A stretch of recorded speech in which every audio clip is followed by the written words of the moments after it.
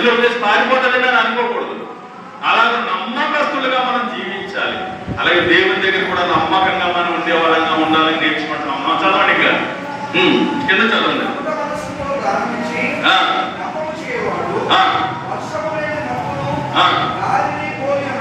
గాలిని పోలి ఉన్నాడు. కాబట్టి మనం గాలి కొట్టుకొని పోయే వరకు కాకుండా మనకు ఒక స్థిరమైన నిర్ణయం కలిగి ఉండాలి. మనకి మనం నమ్మిన వారికి మనం చల్లదనం మంచు వలె చల్లదనిచ్చేటువంటి ఆ విధంగా మనం జీవించాలని చెప్పి మన హేమాలు మాటల నుండి పేరుల నుండి ఆ మాటలు మనం నేర్చుకుంటా ఉన్నాం. అంతేకాకుండా ఆయన ఇచ్చినటువంటి ఇశ్రాయేలు ప్రజలను ఇందాక మనం చెప్పుకున్నాం. ఆయన ఎప్పుడో వాగ్దానం చేశాడు, ఆదికాండ గ్రంథంలో వాగ్దానం చేశాడు. 500 సంవత్సరాల తర్వాత ఇశ్రాయేలు ప్రజలను విడిపించి కనాను దేశంలో ప్రవేశింపజేసి చక్కటి రాజ్యం వాళ్ళకి ఇచ్చినట్లుగా ఆ రాజ్యాన్ని ఎవరు కూడా కదల్చలేని స్థితిలో వాళ్ళు నిలబెట్టినట్లుగా మనం ఈ రోజున ప్రత్యక్షంగా మనం చూస్తా ఉన్నాం. కాబట్టి అలాగా మనకి 20 లక్షల మందిని 40 సంవత్సరాలు ఆయన గొప్పగా నడిపించాడు అంటే మీకు తెలుసు. ఆ యొక్క అరణ్య మార్గంలో పాములు జంతువులు వారికి వేసుకున్నటువంటి చెప్పులు ఆగలేదట. మరి ఎవరు తయారు చేస్తారో తెలియదు కానీ 40 సంవత్సరాలు చెరగకుండా మీ చెప్పులు ఎప్పుడైనా ఉన్నాయా? అలా మీరు వేసుకునే బట్టలు మాసిపోకుండా ఉన్నాయా? ఇప్పుడు చెమట పట్టకుండా 2 రోజులు ఒక జత మార్చేస్తాం కదా. ఆ గొప్ప దేవుడు, ఎంత గొప్ప దేవుడు అండి. ఆ ఏరియాస్ వెళ్ళినప్పుడు ఈ రోజున 10 గంటలకి అక్కడ 50 డిగ్రీలు సెల్సియస్ ఉంటుంది. అక్కడ మన దగ్గర ఇప్పుడు 30 ఉండదేమో, మధ్యాహ్నానికి 40 వస్తుంది. ఇప్పుడు అక్కడ 50 ఉంది. పగలెవరు కూడా బయటికి రావట్లేదు. అందరి ఇళ్లలో కూడా ఏసీలే. ఆ ఏరియాస్ లో చూసాం కదా మేము కంట్రీస్ లో. అలాంటి పరిస్థితుల్లో ఆయన మేఘస్తంభంగా వాళ్ళని కాపాడాడు. అంతేకాదు రాత్రి పూట అగ్ని స్తంభంగా ఈ జంతువులు కానీ పురుగులు కానీ కీటకాలు కానీ ఎక్కువ జంతువులు ఎప్పుడు వేటాడడానికి ఎప్పుడు వస్తాయి బయటికి? రాత్రులు వస్తాయి. అలాంటి వాటిని భయపెట్టడానికి ఆయన ఒక స్తంభంగా ఉండి వారిని నడిపించిన విధానాన్ని మనం జ్ఞాపకం చేసుకోవాలని మనకి ఆయన బట్టి ఆయన పేరులో ఉన్నటువంటి నమ్మకత్వాన్ని మనం తెలుసుకుంటా ఉన్నాం పిల్లలు. అంతేకాదు హేమాను లేవి గోత్రికుడు అని చెప్పి మొదటి దినవృత్తాంతాల గ్రంథం 6వ అధ్యాయము 33వ వచనంలో ఒకసారి చూడండి.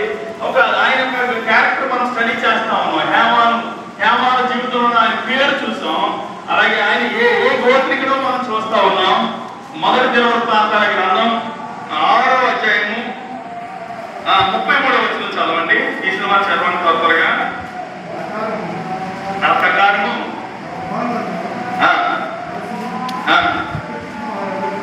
మొదటి దినవృత్తాంతాల గ్రంథం 6వ అధ్యాయము 33వ వచనం. 33 చదవండి. గట్టిగా చదవండి. ఆ మాట కావాలి నాకు.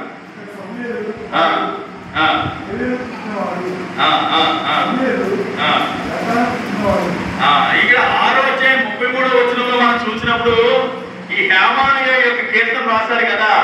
ఆ హేమాను ఎవరంటే సమూయేలు మనవడు అంటారు. అర్థమైతే మీకు ఆ మాట? ఆయన చదువుతూ ఉంటారు. హేమాను సమూయేలు యొక్క మనవడు. అవును, సమూయేలు ఎలా పుట్టాడు మీకు తెలుసు కదా.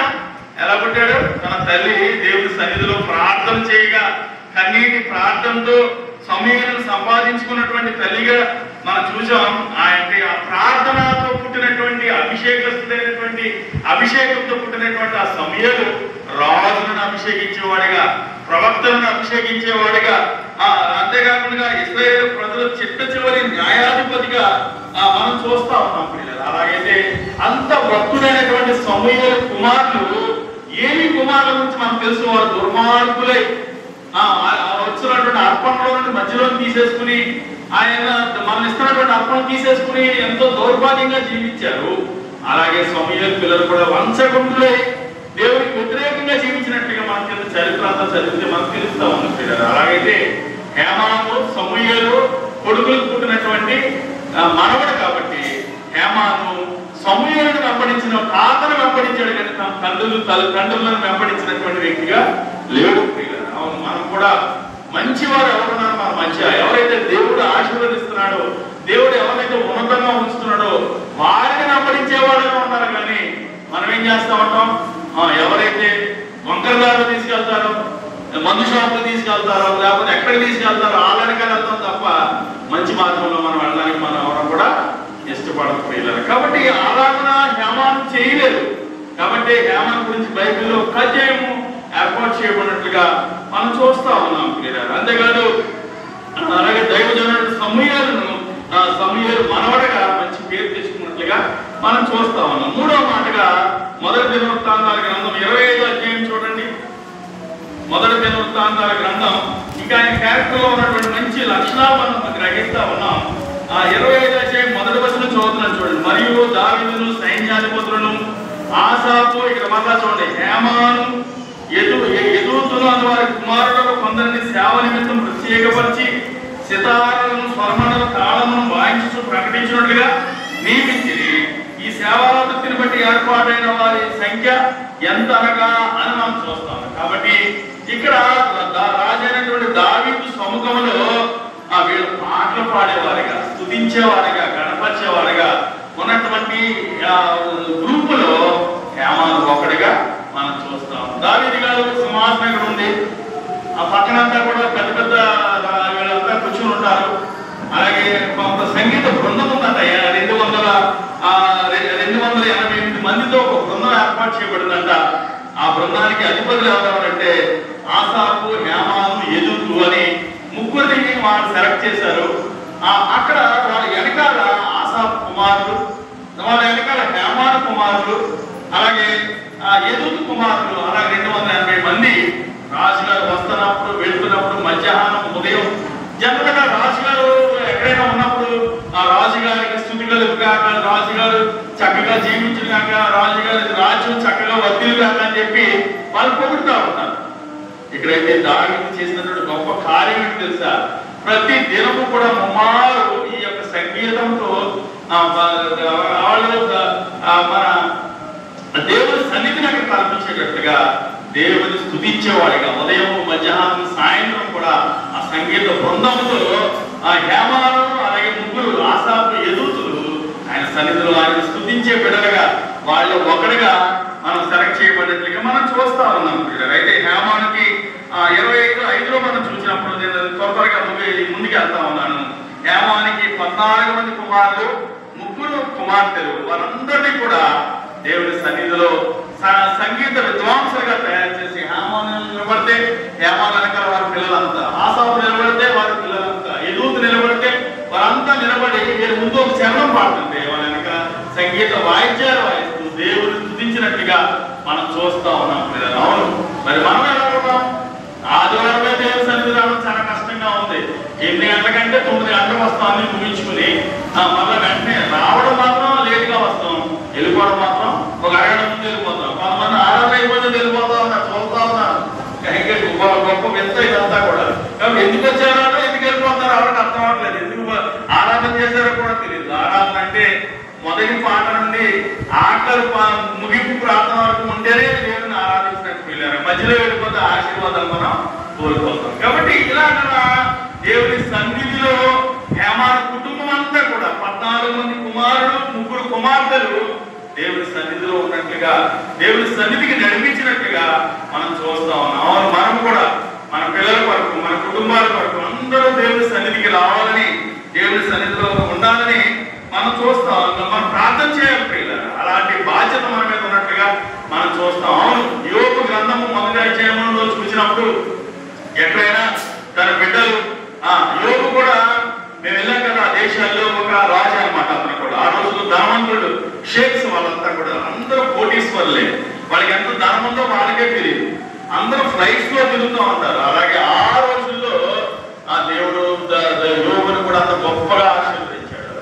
యోబు యొక్క కుమారుల సంఖ్య 10 మంది పిల్లలు, ఆడపిల్లలు, మగ పిల్లలు కలిపి. వారందరూ ఎక్కడ తప్పు చేసినట్టు ప్రతి దినము కూడా దేవునికి బలులు అర్పిస్తూ వారి యొక్క పాప కొరకు ఆయన క్షమాపణ అడుగుతూ ప్రార్థన చేస్తూ, దేవా నా బిడ్డలు ఏమన్నా సాయంత్రం సమయంలో నేనేమన్నా కాని మాట అన్నారా, ఎక్కడ తప్పు చేశారా అని దేవుడు దగ్గర ఆయన పాపాలు ఒప్పుకునేవారిగా ఉన్నట్లుగా చూస్తా ఉన్నాం. పిల్లలు అలాగే అనేక మంది భక్తులు వారి కుటుంబాల కొరకు, వారి పిల్లల కొరకు ప్రార్థన చేసినట్టుగా, అన్నా కూడా సమయం సంపాదించుకున్నట్లుగా అనేక మంది అలా ప్రార్థన చేసి మన బిడ్డలను దేవుడి సన్నిధికి నడిపించినట్లుగా మనం చూస్తా ఉన్నాం. మరి మనం ఏం చేస్తా ఉన్నాం? మన పిల్లలు మన దేవుడి సన్నిధికి నడిపించాలి. చక్కటి మందిరం ఉంది, ఇక్కడ చక్కటి అవకాశం ఉంది. అట్లీస్ట్ ఆదివారం దేవుని సన్నిధికి మన కుటుంబాలు నడిపించగలుగుతా ఉన్నామా ఒకసారి మనం ఆలోచించాలి. ఏదో బతికేస్తున్నాంలే అంటే ఓకే, మనం ఎన్నాళ్ళు బతుకుతాం, ఒక 5 సంవత్సరాలకి, ఒక 10 సంవత్సరాలు, దానికి ఒక 30 సంవత్సరాలు, 40 సంవత్సరాలు, అంతే కదా. తర్వాత పరిస్థితి ఏంటి? నీ కుటుంబం తర్వాత నీ పిల్లలు నీ మనవాళ్ళ దగ్గరికి రావాలా వద్దా? దేవుని సన్నిధిలో ఉండాలి. దావీదైతే దేవా ప్రభువా ఎంత గొప్ప అవకాశం ఇచ్చావు ప్రభా, నన్ను నిత్యము నీ సన్నిధిలో ఉండురావాలని నా కుటుంబాన్ని ఉంచు ప్రభాని ప్రార్థన చేసిన కారణాన దావీదు వంశముల నుండి యేసుక్రీస్తు ప్రభువారు వచ్చినట్లుగా బైబిల్లో మనం చూస్తాం. కాబట్టి ఆరాధన మనము ఆయన దేవుని సన్నిధిలో ఉండాలి. మనమే కాదు, మన పిల్లలు, మన కుటుంబాలు ఆయన సన్నిధిలో ఆనందించాలి, ఆశీర్వాదాలు పొందుకోవాలని మనం ప్రార్థించే వారంగా ఉండాలని హేమాన జీవితం నుండి మనం నేర్చుకుంటా ఉన్నాం.